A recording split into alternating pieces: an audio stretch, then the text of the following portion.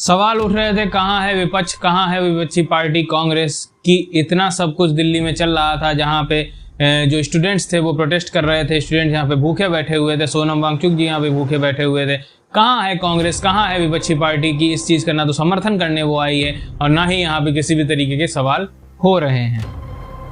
तो जो कांग्रेस है, जो विपक्षी पार्टी है, वो आज यहाँ पे इस दाव को खेलती है और बैठ जाती है प्रधानमंत्री के आवास के सामने धरना देने के लिए। जी हाँ, 21 जुलाई को यहाँ पे देखने को मिल रहा है कि जो राहुल गांधी, प्रियंका गांधी, अखिलेश यादव और भी कई बड़े नेता यहाँ पे प्रधानमंत्री के आवास के सामने धरना देने के लिए बैठ गए हैं। उनका कहना है कि ये गुंडागर्दी नहीं चलेगी।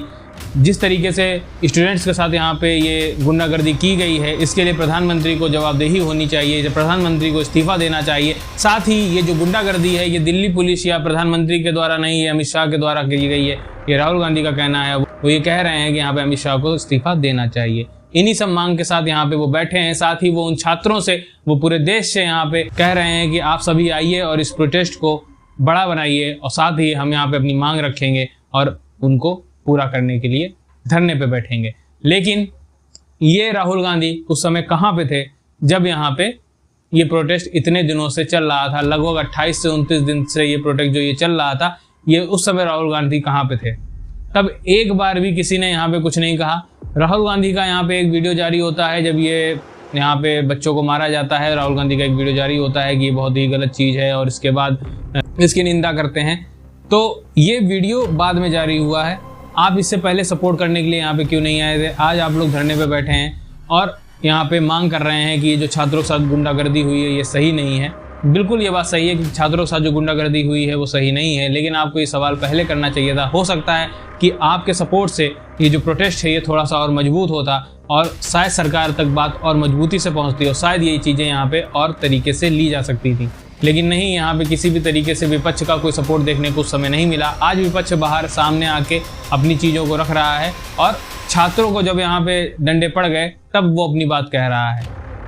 ना तो उस समय आप उसके साथ में थे। जो छात्र यहाँ पे डंडे खा रहे थे वो तो अकेले खा रहे थे, क्योंकि वो आम जनता है। वो आम जनता है, वो बेचारी बार बार बहकावे में आ जाती है। वो मासूम छात्र हैं जो यहाँ पे पेपर दे दे के परेशान है। वो सोचते हैं कि शायद मेरे लिए कोई बात करने वाला यहाँ पे खड़ा हुआ है, हम उसके साथ जाएंगे, लेकिन उसको उस समय वहाँ पे कोई नहीं दिखता है। वो अकेले ही वहाँ पे मार खाता है।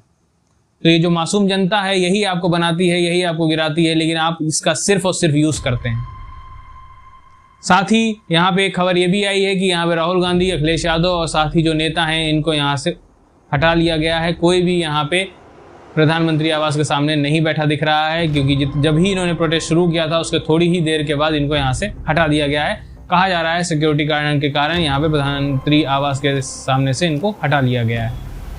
तो ये प्रोटेस्ट जितनी जल्दी शुरू हुआ था उतनी जल्दी खत्म होता भी दिख रहा है। जंतर मंतर का जो प्रोटेस्ट था उसका भी अभी कुछ हमें समझ में नहीं आ रहा है कि प्रोटेस्ट जारी रहेगा, ये प्रोटेस्ट बंद कर दिया जाएगा, क्या रहेगा इसकी चीज़ें, ये तो आने वाला समय ही बताएगा कि किस तरीके से यहाँ पे प्रोटेस्ट को जारी रखा जाएगा। हाँ, सोनम वांगचुक जी की एक यहाँ पे लिखित लेटर आता है जिसमें वो कहते हैं कि मैं अनशन ख़त्म नहीं करूँगा, क्योंकि जिस तरीके से सरकार ने यहाँ पे छात्रों के साथ जो अत्याचार किए हैं, मैं यहाँ पे अपना अनशन ख़त्म नहीं करने वाला हूँ। इसके लिए अकाउंटेबिलिटी गवर्नमेंट को लेनी पड़ेगी। साथ ही धर्मेंद्र प्रधान से भी जवाबदेही चाहिए हमें कि क्या शिक्षा व्यवस्था के ऊपर आपका क्या यहाँ पे आगे का निर्णय है, किस तरीके से शिक्षा व्यवस्था को हम आगे सुधार सकते हैं, किस तरीके से एनटीए के द्वारा जो ये पेपर लीक हो रहे हैं उसको बंद किया जा सकता है।